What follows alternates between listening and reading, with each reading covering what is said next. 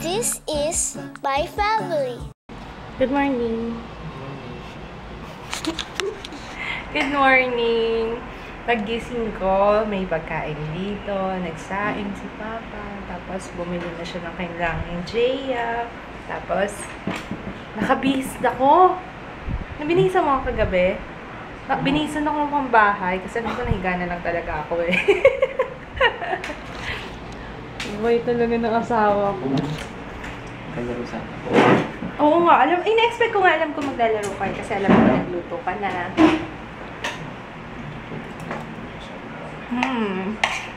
Tapos sinusubuan pa ako. Ano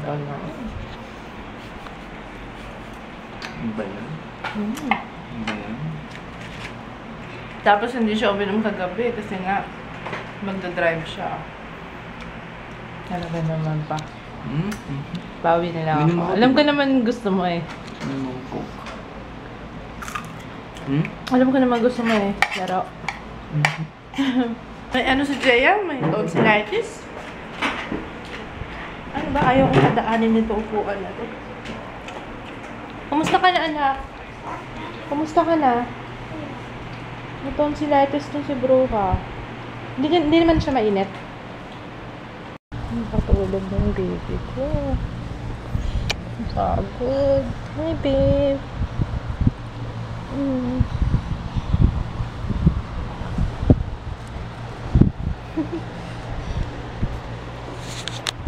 Mas may hangover yata.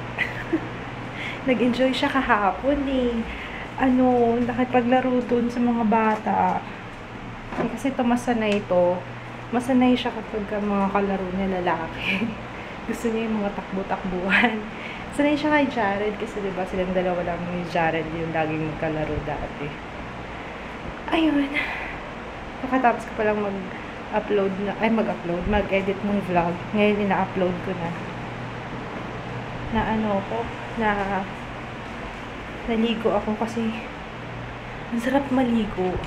Yun yung isa sa mga paborito ko. Yung maliligo ka after mong nakainom no day before. Ang sarap ng feeling after makaligo. Parang you feel so refreshed. Tapos tanggal yung sakit ng ulo. Sarap.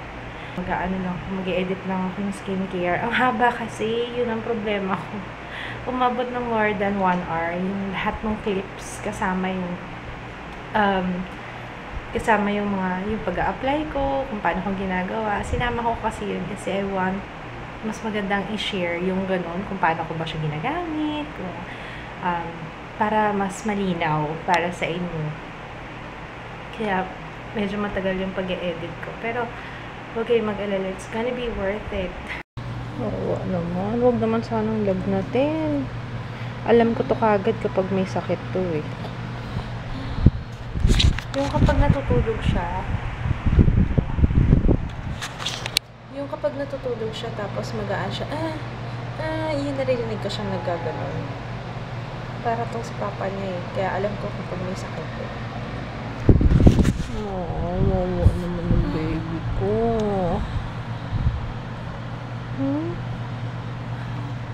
Hindi ka makahinga sa nose? Ha? May sipon ka ba? May sipon ka? Oo. Pero wala naman siyang lagnat.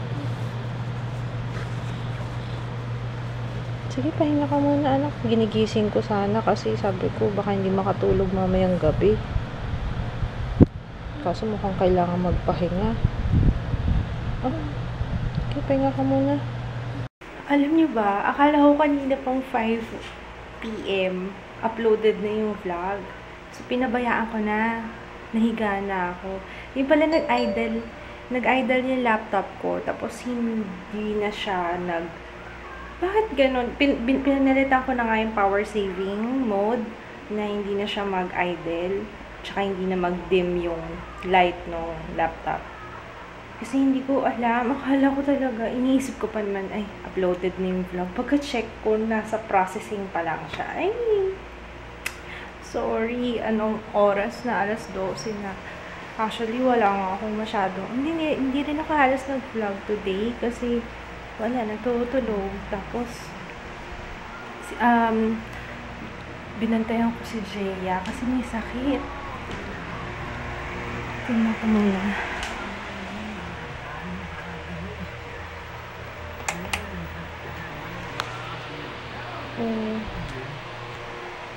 May sakit ito eh. Nag-ano siya,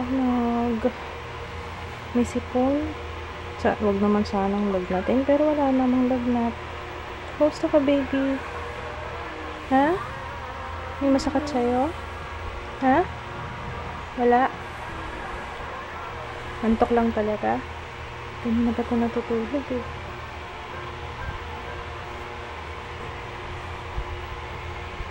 Ito, parang may rashes ka dito.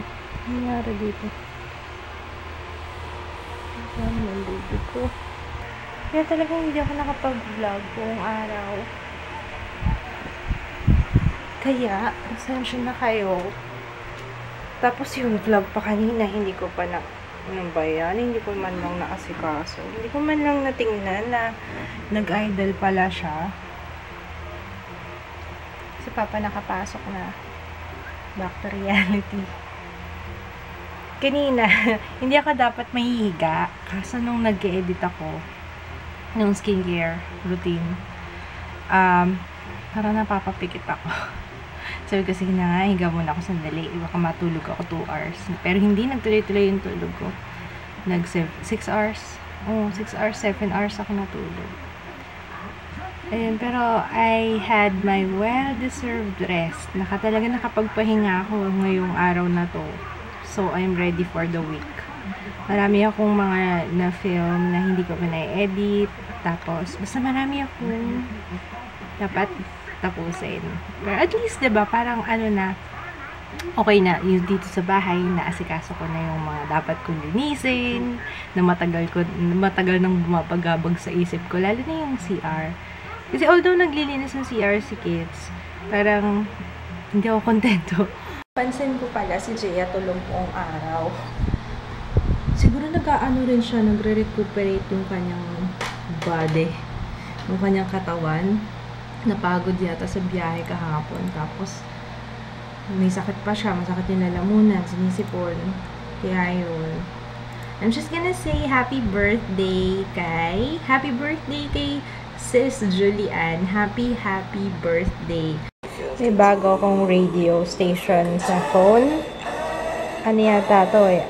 Sky FM. Ito yung suggestion ni Trisha. Thank you, Trisha. Bakit parang gargal yung boses ko, no? sa beer yata to. Kagabi, ang ininom ko lang, Tanduay Ice, tsaka Red Horse. Konting Red Horse. Mas nalasing ako sa Tanduay Ice, kaya hindi na ako sabi ko, ayoko na ng Tanduay Ice kasi nahihido na ako. Nung nag-Red Horse na, wala na. Kaya nga sabi ko po, mukhang nakabuelo na ako sa Red Horse nung uminom ko mini Kids. Pero isang bote lang yun. Anyway, konti lang ininom ko kagabi kasi sabi ko, biyahe pa. Ayokong mamaya, alam mo yun, ang layo pa ng biyahe namin. Ayun. May pahabol akong greeting. Hi to Jen, Aldea, and William. And happy birthday, Chloe! Papag-greet kita ulit tomorrow kay Jeya kasi tulog na siya ngayon. So, that's it! Thanks pala, Trisha, ha, dito sa suggestion mo na radio. Radio. Really? Radio? Mag-goodbye na muna ako at I have to finish editing. I need to working, Good night! Bye!